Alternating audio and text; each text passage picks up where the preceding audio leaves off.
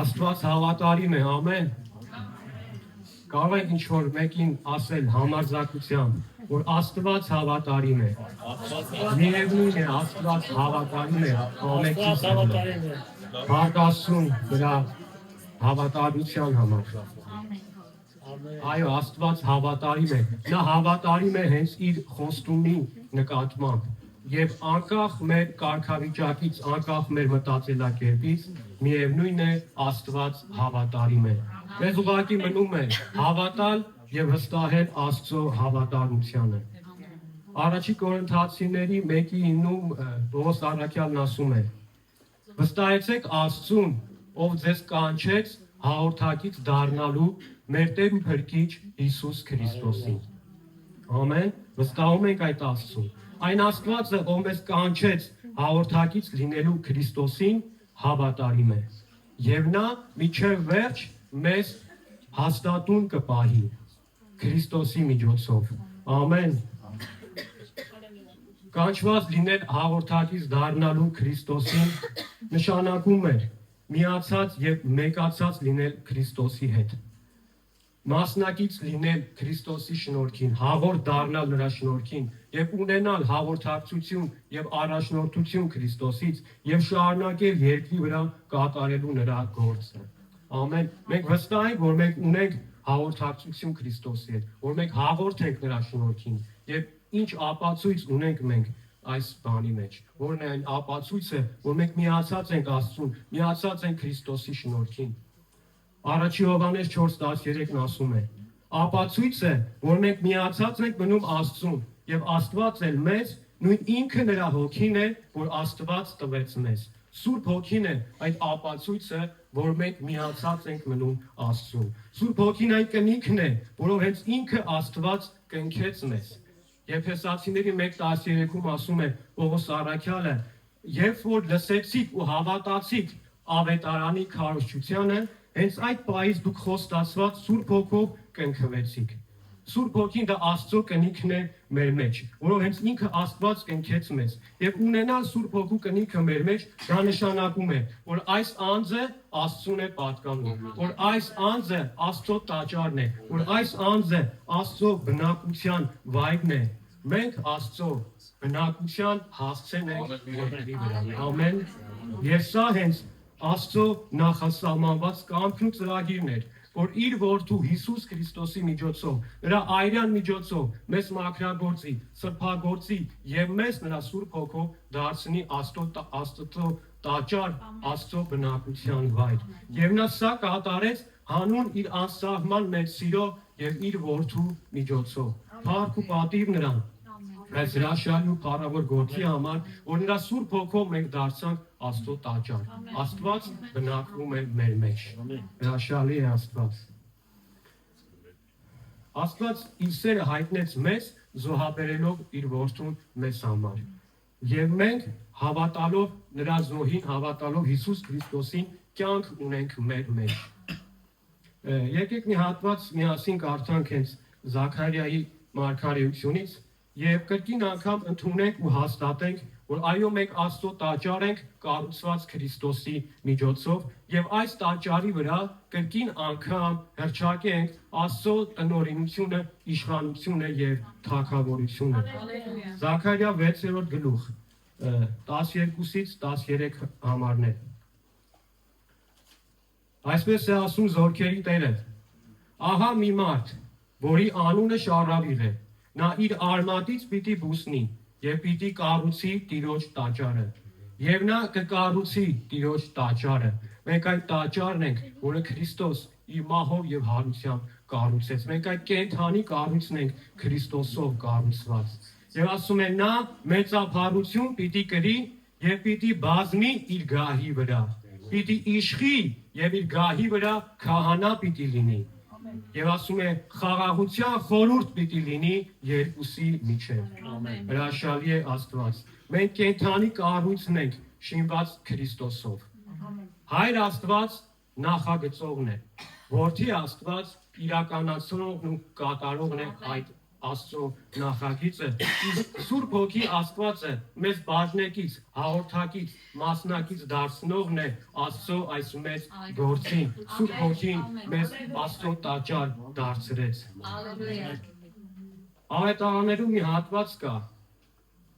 որտեղ Հիսուսն ասում է. «Քանդեք այս տաճարը, եւ ես 3 օրում նորը կկառուցեմ»։ Հովհաննես 2:19-ում է ասում։ Դա այն պահն է, երբ որ Հիսուսը մուտք գործեց տաճար, եւ այդտեղ ասում է աշակերտները հիշեցին այն խոսքը, որ ասում է քո տան հանդեպ իմ նախանձախնդրությունը այրեց ինձ։ Գիտեք, Քրիստոս այսօր էլ նախանձախնդիր է այս կենդանի տաճարի հանդեպ, որովհետեւ դա իր մարմինն է, մենք իր մարմինն ենք, եւ այդտեղ ասում է որ աշակերտները ասում են որ Հիսուսը նկատի ուներ իր մարմնի համար, իր հարության համար, որով պետք է կառուցվեր այդ նոր կենդանի տաճարը, որը եկեղեցին է եւ որը հենց մենք ենք։ Եվ նաեւ մեկ հատված կա, որ կրկին տաճարի վերաբերյալ աշակերտները Հիսուսին փորձում են զարմացնել, հիացնել տաճարի գեղեցկությամբ եւ ասում են նայիր Հիսուս ինչպիսի մեծ գեղեցիկ տաճար է, ինչպիսի սիրուն տաշված քարեր են, որքան ջանք, որքան աշխատանք է տարվել այս տաճարի համար։ Եվ Հիսուսն ասում է, այս տաճարից բան չի մնալու, այստեղ քարը քարի վրա չի մնալու, որովհետև Հիսուս իր մարմնով ու հարությամբ մի նոր կենդանի տաճար պիտի շիներ, որը եւ մենք դարձանք։ Փառք Հիսուսին այս հրաշալի գործի համար։ Գիտեք, Աստծուն մենք մեր ջանքերով, մեր մարդկային գործերով, ձեռքբերումներով չենք կարող հիացնել, զարմացնել։ Նման կերպով մենք կարող ենք միայն մեկս մյուսին զարմացնել ու հիացնել, բայց ոչ Աստծուն։ Աստծուն կարող ենք հիացնել մեր հավատքով, որը սիրով է գործադրվում։ Աստծուն կարող ենք հիացնել մեր խոնարհությամբ ու հնազանդությամբ, որն էլ կբերի Աստծո բարեհաճությունը եւ օրհնությունները մեր կյանքի մեջ։ Ահա, եթե ուզում ենք Աստծուն հիացնել ու գոհացնել, միայն այս բաներով կարող ենք նրան հիացնել։ Եվ այսօրը եւս մի առիթ է հիմա, որ թույլ տանք, որ Քրիստոսը իր հարության զորությամբ, իր խաչի զորությամբ այս տաճարը մաքրի եւ ինքը միայն բազմի այս տաճարի գահին։ Թույլ տանք, որ այն ամեն մարդկային, անաստվածային կառույցները, որ մենք կառուցել ենք մեր ներսում, ամեն մի սխալ մտածելակերպ, համոզմունք, հավատամք կամ սկզբունք, որ գուցե մեզ հաճելի է, գուցե մեզ ճիշտ է դա թվում, թույլ տանք, որ Քրիստոսը մաքրի եւ ինքը միայն տիրի մեր սրտի գահին։ Եվ նաեւ իրավիճակներ, որոնցից մենք ուզում ենք իրականում հրաժարվել, ազատվել, բայց չենք կարողանում, այսօր կանչենք Քրիստոսի հարության զորությունը, նրա արյան զորությունը մեր ամեն իրավիճակների վրա եւ թույլ տանք, որ նա մաքրի մեզ Հիսուսի արյունով։ Ամեն։ Այո, Քրիստոսի մահվամբ եւ հարությամբ մենք մի նոր ստեղծագործություն դարձանք, բայց մենք կարիք ունենք շարունակաբար, փորձառաբար վայելելու, վերապրելու Քրիստոսի մահը եւ հարությունը մեր կյանքի մեջ եւ շարունակաբար լեցվելու նրա Սուրբ Հոգու զորությամբ։ Մենք պետք է թույլ տանք, որ Քրիստոսը որպես այս նոր ստեղծագործության Տերը, իշխանը, Թագավորն ու Քահանան բազմի մեր սրտի գահին։ Փառք Աստծուն։ Մենք կարդացինք խոսքից մարգարեության, որ ասում է խաղաղության խորհուրդ պիտի լինի երկուսի միջև։ Խաղաղության խորհուրդ նշանակում է խաղաղության դաշինք, հաշտության պայմանագիր։ Քրիստոսը որպես հավիտենական քահանայապետ ասում է, որ իր սեփական արյամբ մուտք գործեց երկնային սրբարան, ներկայացավ հոր առաջին եւ Հայր Աստված ընդունելով իր որդու արյունը որպես գերագույն արդար դատավոր մեզ արդար հռչակեց երկինքներում։ Մեր արդարությունը իրավունքով պաշտպանված է եւ այս Աստծո հռչակագիրը երբեք բեկանելու ենթակա չէ։ Այն հավիտենական մի դաշինք է, ուխտ է կնքված Քրիստոսի արյունով եւ ոչ մի զորություն այն չի կարող փոխել, փոփոխության ենթարկել եւ չերյալ հայտարարել։ Քրիստոսը իր արյունով հաշտության պայմանագիր դաշինք կնքեց մարդու Աստծու եւ մարդու միջեւ։ Եվ այս դաշինքը անժամկետ է եւ փոփոխության ենթակա չէ։ Մենք հաշտություն ունենք Աստծո հետ Հիսուս Քրիստոսի միջոցով։ Հաշտություն ունենալ Աստծո հետ նշանակում է գիտակցել այն փաստը, որ մենք Աստծո որդիներ ենք եւ ունենք արտոնություն համարձակության մոտենալու Աստծո։ Որովհետեւ եւ առանց որևէ վախերի, որովհետեւ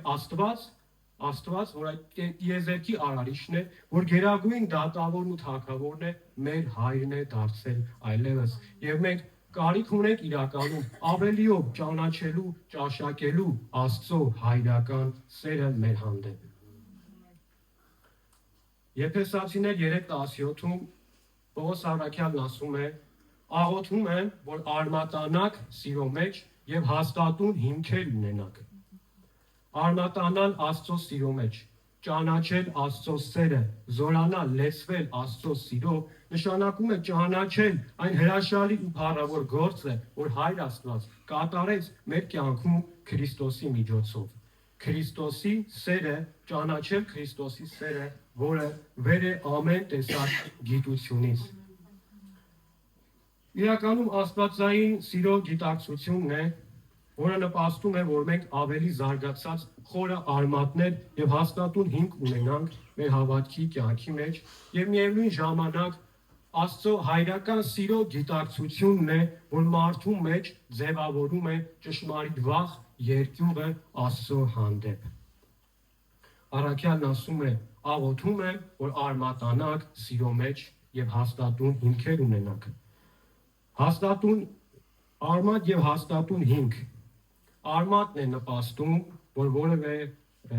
բույսի, կառույցի հիմքը հաստատուն եւ անսասան լինի։ Փորձեմ սա գյուղատնտեսական ոլորտի մեջ բացատրել։ Յուրաքանչյուր ծառ կամ որևէ տեսակի բույս ունի արմատային համակարգ, որը որ չի երևում։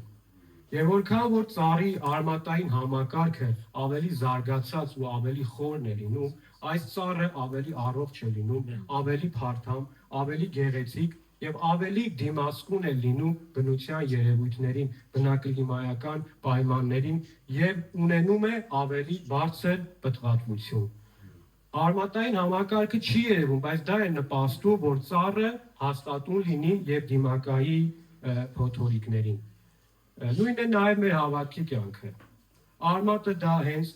Աստծո սերն է, որը պիտի զարգանա մեր մեջ, ճյուղավորվի, տարածվի մեր մեջ եւ մեր միջոցով։ Այն պետք է դառնա մի ամբողջական արմատային համակարգ, որը երբեք չի փլուզվի։ Եվ որքան որ մեր այսպես ասած հավատքի արմատային համակարգը ավելի զարգացած ու ավելի խորն է, այնքան մենք ավելի կայուն ենք լինում մեր հավատքի կյանքի մեջ, ավելի հաստատուն ենք լինում, ավելի փորձառու ենք լինում եւ ընդունակ ենք դառնում դիմակայելու մեր կյանքի փոթորիկներին, որոնք տարբեր կերպով կարող են առաջանալ մեր կյանքի մեջ։ Եվ այո, այդ արմատային համակարգը չի երևում, բայց այն բացահայտվում է, երբ որ մարդը բախվում է խնդիրների, երբ որ մարդու կյանքում սկսում են որոշ իրադարձություններ տեղի ունենալ եւ սկսում է անցնել որոշ փորձություններով, բայց Աստծո սերն է, որ մեզ հաստատուն է պահում մեր հավատքի կյանքի մեջ։ Ամեն։ Ընդհանուր առմամբ իմ պատգամից շեշտադրումն է Հայր Աստծո սերը մեր հանդեպ եւ մեր երկյուղը Աստծո հանդեպ։ Մի փոքր գուցե նախաբանը երկար թվաց։ Բայց կարծում եմ անհրաժեշտ է եւ օգտակար գիտակցելը դա։ Արագ կանդրադառնամ հիմնական մասին, շատ չեմ ձանձրացնելու։ Ուղղակի ուզում եմ այն ինչ որ կա սրտումս փոխանցելու ձեզ շատ հակիրճ կերպով։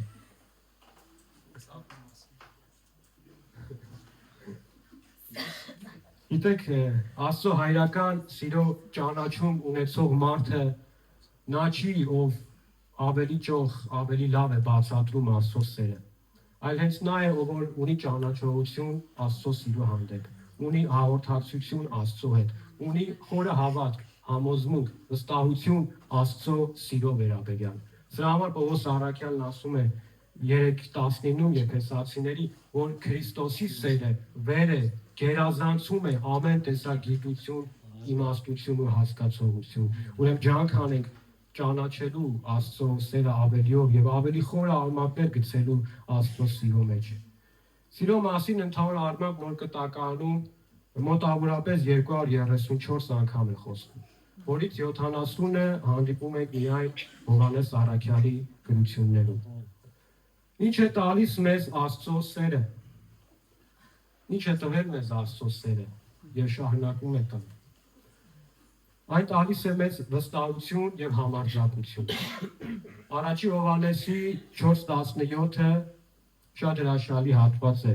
եւ իրականում ամեն անգամ երբ որ խորհրդացում եմ այս համարի շուրջ, կարծես մի նոր կերպով եմ սկսում ճանաչել Աստծո սերը, Աստծո գործը իմ կյանքի մեջ եւ ամեն անգամ մի նոր վերապրում, հուզմունք եւ ուրիշ այլ գեղեցիկ ապրումներ է ապարգևում այս համարի շուրջ մտածելը, այս հատվածը քոնը դարձնելը։ 4:17 առաջի Հովհաննես ասում է սերը կատարյալ է մեր մեջ նրանով, որ դատաստանի օրը համարձակություն ունենանք, որովհետև ինչպես նա է, այնպես էլ մենք ենք աշխարհում։ Ինչպես Քրիստոսն է հոր աչքին, հոր առաջին երկնքում, այնպես մենք ենք հոր աչքին երկրի վրա։ Արդյոք հրաշալի չէ սրա մասին մտածելը, այս խոսքը հասկանալն ու վայելելը Աստծո սերը, որքան մեծ է, որ նա մեզ նայում է, այնպես մեր մասին մտածում է, այնպես մենք Աստծո աչքին այնպիսին ենք, ինչպիսին որ հենց Քրիստոսն է հիմա։ Փառք Աստծուն սրա համար։ Իսկ ինչպիսին է Քրիստոսը Աստծո աչքին, Աստծո առաջին հիմա եւ երբևիցե եղել։ Կարող ենք շատ կերպերով նկարագրել, ներկայացնել եւ չենք էլ սխալվի, բայց ես մեկ բառով եմ սա բնութագրում։ Նա անմեղադրելի է։ Նա արդար է հոր աչքին, հոր առաջին եւ միշտ էլ այդպիսին է եղել։ Մենք մի ժամանակ մեղավոր էինք եւ մեղադրյալի կարգավիճակ ունեինք Աստծո առաջին, բայց այժմ հանուն Աստծո սիրո եւ Քրիստոսի այրյան մեր կարգավիճակը Աստծո առաջին փոխվեց։ Մենք հիմա Աստծո աչքին անմեղադրելի կարգավիճակ ունենք, արդար կարգավիճակ ունենք, ճիշտ այն վիճակը, կարգավիճակը, որը Քրիստոսն ունի, եւ սա նրա սիրո եւ այրյան շնորհիվ է։ Եվ Հայրը մեզ հիմա նայում է այնպես, ինչպիսին որ Քրիստոսն է նայում։ Փառք Աստծուն սրա համար։ Ես սկզբից ասացի, որ Քրիստոս իր այրամբ մուտք գործեց երկնային սրբարան եւ Հայրը Քրիստոսի այրան շնորհիվ մեզ որպես արդար դատավոր, գերագույն արդար դատավոր, արդար հռչակեց երկինքներում եւ մեր արդարությունը իրավունքի ուժ ունի, սա իրավունքով պաշտպանված է։ Անկախ նրանից մեր մասին ինչ կմտածեն ուրիշները, Հայրը մեր մասին, քանի որ մեր վրա Քրիստոսի այրունն է գործում, մեզ նայում է որպես արդարներ եւ անմեղադրելի կարգավիճակով։ Առաջի Կորինթացիների 1:8-ում ասում է Պողոս Առաքյալը. Աստված միջև վերջ հաստատուն կպահի ձեզ, որպեսզի անմեղադրելի լինեք մեր Տեր Հիսուս Քրիստոսի դատաստանի օրումը։ Աստծո սերը, նրա ողորմությունը, Քրիստոսի այրունը մեզ անմեղադրելի են պահում միջև դատաստանի օրը։ Մեկ այլ վայելչություն է գիտակցել, որ մենք այնպիսին ենք, ինչպիսին որ հենց Քրիստոսն է։ Աստծո ցանկությունն ու կամքն է, որ ամեն իրեն հավատացող, ով կմոտենա իրեն, ճանաչի Աստծո սերը, ընդունի Աստծուն որպես իրեն հայր, եւ միայն այս մոտեցմամբ է, որ մարդու մեջ կձևավորվի առողջ ճշմարիտ վախ, երկյուղ Աստծո հանդեպ։ Առանց Աստծո սիրո ճանաչման ընկալման մարդու մեջ Աստծո վախը Աստծո հանդեպ դա անառողջ վիճակում է լինում։ Սերը մեզ նաև տալիս է, Աստծո սերը մեզ տալիս է լիարժեքություն, ընդունելություն, ապահովություն եւ արժանավորություն։ Եթե մենք գիտակցում ենք Աստծո սերը, ճաշակել ենք Աստծո սերը, ապա այդ սերը մեզ տալիս է լիարժեքություն, արժանավորություն, ապահովություն եւ ընդունելություն։ Դու քեզ ընդունված ես զգում, երբ որ գիտես սիրված ես։ Դու քեզ արժանավոր ես համարում զգում, երբ որ գիտակցում ես, որ սիրված ես եւ քեզ լիարժեք ես զգում։ Եվ այդ սիրո մեջ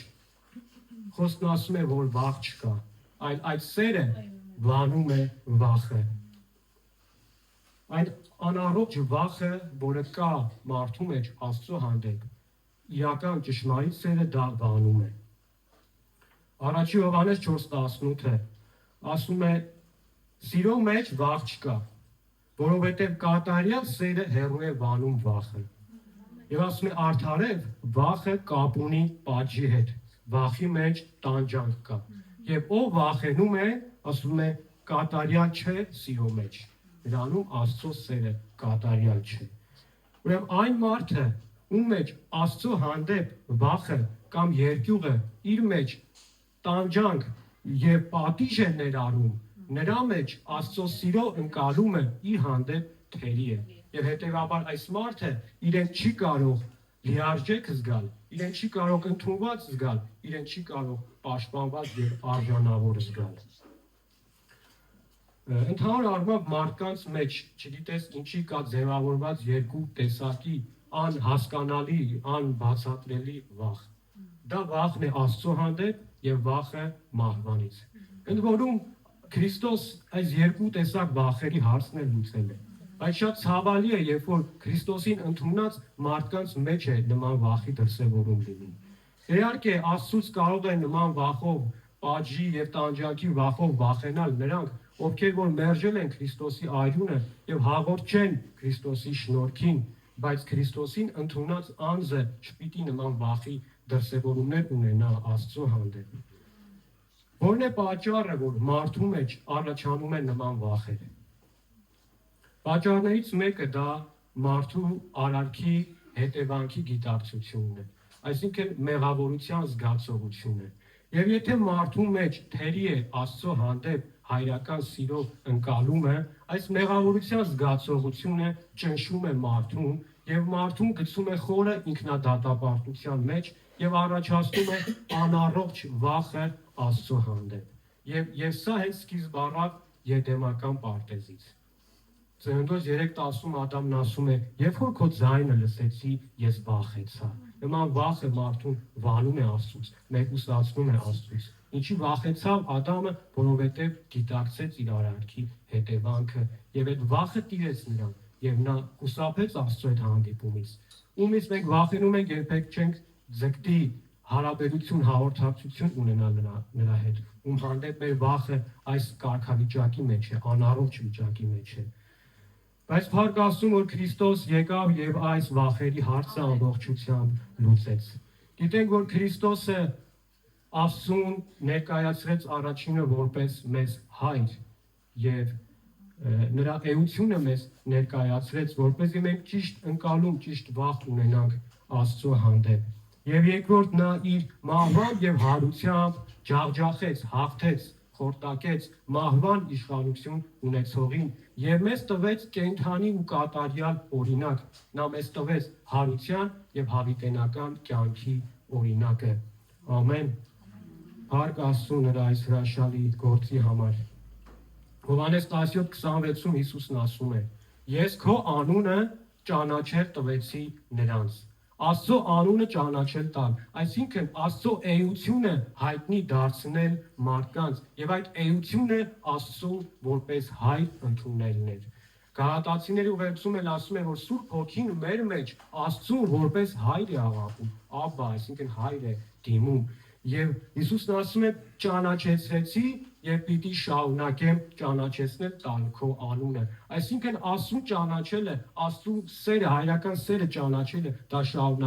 շարունակական գործընթաց process է, որի մեջ մենք պիտի հարատևենք։ Եվ ասում է որպեսզի այն սերը, Հիսուսն է ասում, որպեսզի այն սերը, որով ինձ սիրեցի, հայր Աստված, նրանց մեջ լինի եւ ես եմ նրանց մեջ։ Փառք Աստծուն սրա համար։ Իսկ այն սերը, որով Աստված սիրեց Հիսուսին եւ նաեւ սիրում է մեզ, դա հավիտենական սերն է։ Երեմիա 31:3-ում ասում է. հավիտենական սիրով եմ սիրել քեզ։ Եվ ասում է դրա համար էլ քեզ ողորմությամբ դեպի ինձ կանչեցի։ Փառք Աստծուն նրա սիրո եւ ողորմության համար, որով էլ մենք մեզ պաշտպանված եւ լիարժեք ենք զգում երկրի վրա։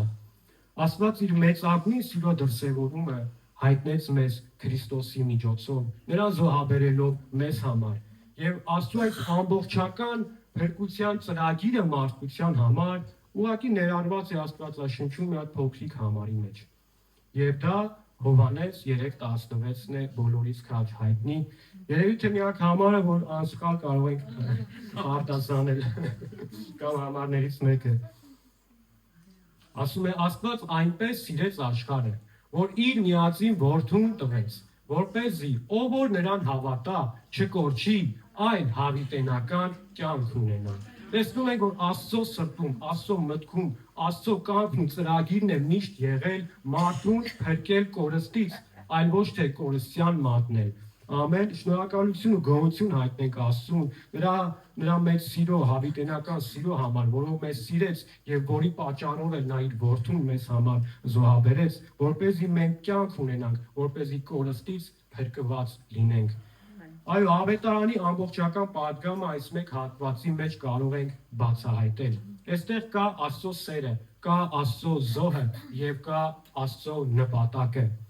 Խոսքն ասում է Աստված այնքան սիրեց աշխարհը, բայց Աստված երբ սկսեց սիրել աշխարհը։ Երբ որ ոչինչ չկար, ում էր սիրում Աստված։ Աստված իր սերը չսկսեց արտահայտել, դրսևորել ինչ որ մի ժամանակից սկսած, կամ այն պահից, երբ որ որդուն աշխարհ ուղարկեց։ Ոչ, այլ Աստված միշտ սեր է եղել, միշտ սիրել է, նա էությամբ է սեր եղել, եւ նա երբեք չի դադարել սիրելուց, կամ չի սկսել սիրել։ Բայց այնուամենայնիվ, ում էր սիրում Աստված, երբ որ ոչինչ չկար ստեղծված, երբ որ խոսքն ասում է երկիրը անձև ու դատարկ էր։ Այն ծննդոց մեկ-մեկից էլ առաջ ում էր սիրում Աստված, ում հանդեպ էր իր հավիտենական, անսահման մեծ սերը արտահայտում։ Դա իհարկե իր որդին է, դա Քրիստոսն է, ում հանդեպ նա այս ամբողջական ու հավիտենական սերը արտահայտում էր եւ հենց նրան մեզ համար զոհաբերեց։ Ճիշտ է, մենք կայինք Աստծո մտքում այդ ժամանակ։ Եփեսացիների 1:4-ում ասում է աշխարհի գոյությունից էլ առաջ Աստված մեզ ընտրեց Քրիստոսի միջոցով իրեն պատկանելու համար, որպես սուրբ եւ անարատ ժողովուրդ, բայց Աստված իր այս հավիտենական սերը որդու մեջ էր, որդու միջոցով էր արտահայտում, ում էլ նա զոհաբերեց մեզ համար, եւ հենց Հիսուսը Հովհաննես 17:24-ում ասում է աշխարհի ստեղծագործությունից էլ առաջ դու ինձ սիրեցիր եւ շարունակությունը արդեն կարդացինք այս խոսքի,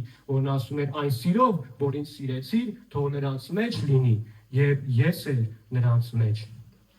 Ինչպիսի մեծ զոհաբերություն կատարեց Հայր Աստված, տալով իր որդուն։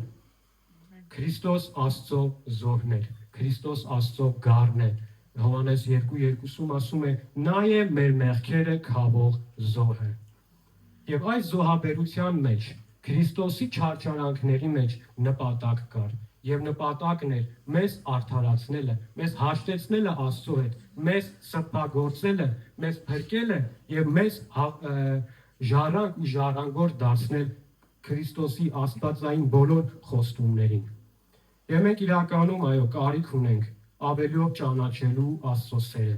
լսվելու նրա սիրո ամբողջական լիությամբ։ Մենք կարիք ունենք ճանաչելու Աստծո հայրությունը եւ այս հիմքերի վրա կառուցենք մեր հաղորդակցությունը, մեր հարաբերությունը, մեր մտերմությունը Աստծո մեջ, որի մեջ կլինի առողջ վախ Աստծո հանդեպ եւ Աստված էլ հայրաբար մեզ կխրատի, մեզ կուսուցանի, մեզ կսովորեցնի այն ճանապարհները, որոնց մեջ որ գնում ենք։ Նա կխրատի մեզ, որովհետև մեզ սիրում է։ Նրա խրատը մեծագույն սիրո արտահայտություն է։ Նա կխրատի, որովհետև մենք նրա համար միևնույն է չէ, թե ինչ կդառնանք, թե ուր կգնանք, ինչպես որ ցանկացած ծնողի համար իր զավակները, որդիները միևնույն է չեն իր համար, դրա համար էլ խրատում ու դաստիարակում է փրկելով կործանումից, նույնպես էլ եւ Հայր Աստված մեզ կխրատի ու կդաստիարակի փրկելով մեզ կործանումից։ Ուղղակի մենք պետք է ճիշտ ընկալում ունենանք Աստծո վախի հանդեպ եւ դա ունենալու համար պետք է առատանանք, լեցվենք նրա սիրո ճոխությամբ։ Սուրբ Գիրքն ասում է Տիրոջ երկյուղը սուրբ է եւ մնում է հավիտյան։ Սաղմոս 19:3-ում է ասում։ Տիրոջ երկյուղը ասում է չարությունը ատելն է, Առակաց 8:13։ Տիրոջ երկյուղը ասում է դեպի կյանք է տանում, Առակաց 19:23 եւ նմանատիպ շատ հատվածներ Աստծո երկյուղի վերաբերյալ։ Իրականում մեր ամբողջ խնդիրը մեր մտածելակերպի մեջ է։ Այն ինչը որ մենք մտածում ենք Աստծո մասին, հենց դրա հիման վրա է ձևավորվում մեր փոխհարաբերությունները Աստծո հետ։ Եվ նույնն է նաև մարդ-մարդ փոխհարաբերություններում։ Մենք չենք կարող մեկի մասին վատը մտածել, բայց լավ հարաբերություններ ունենանք։ Դե նման դեպքեր կարող է պատահեն, բայց դա կեղծավորություն է։ Իսկ Աստված կեղծավորություն չի սիրում։ Ընդհանուր առմամբ այս թեման շատ ծավալուն է, Աստծո վախը, Աստծո սերը մեր հանդեպ եւ մեր վախը Աստծո հանդեպ։ Եվ որքան որ խոսենք, անվերջ կարող ենք խոսել այս թեմաների շուրջ եւ այդպես էլ չսպառել այս թեման։ Ուղղակի ուզում եմ, որ մենք ընդունենք ու գիտակցենք, որ սերը եւ Աստծո վախը շատ սերտ կապված են միմյանց հետ։ Առանց մեկը մյուսի չի լինի ճիշտ հաղորդակցություն ու հարաբերություն Աստծո հետ։ Մեր հարաբերությունը, մտերմությունը Աստծո հետ վախի հիմքի վրա չի, այլ աստվածային սիրո հիմքի վրա։ Վերջի հատվածը կուզեմ կարդանք միասին, ավարտենք եւ կանգնենք աղոթքին։ Կփորձենք առանց մեկնաբանությունների ոնց որ ասեմ։ Սաղմոս 25:12-14 համարներ։ Ասում է ով է այն մարդը, որ վախենում է Տիրոջից։ Այստեղ կան Տիրոջից վախեցողներ։ Ամեն։ Ասում է նա նրանց Տիրոջից վախեցողներին պիտի սովորեցնի այն ճանապարհը, որով որ նրանք գնալու են, որը որ պիտի ընտրեն։ Ով է այն մարդը, որ վախենում է Տիրոջից, նա նրան պիտի սովորեցնի այն ճանապարհը, որ ընտրելու է։ Տիրոջ երկյուղը տեսնում ենք, որ մեզ իմաստություն է տալիս մեր կյանքի կարևորագույն որոշումների մեջ ընտրություն կատարելու համար։ Տիրոջ երկյուղը մեզ չի զրկում մեր կամքից եւ որոշումներ կայացնելուց, այլ Տիրոջ երկյուղը մեզ իմաստություն է տալիս։ Չի ստացվում առանց մեկնաբանությունների, բայց քիչ մնաց։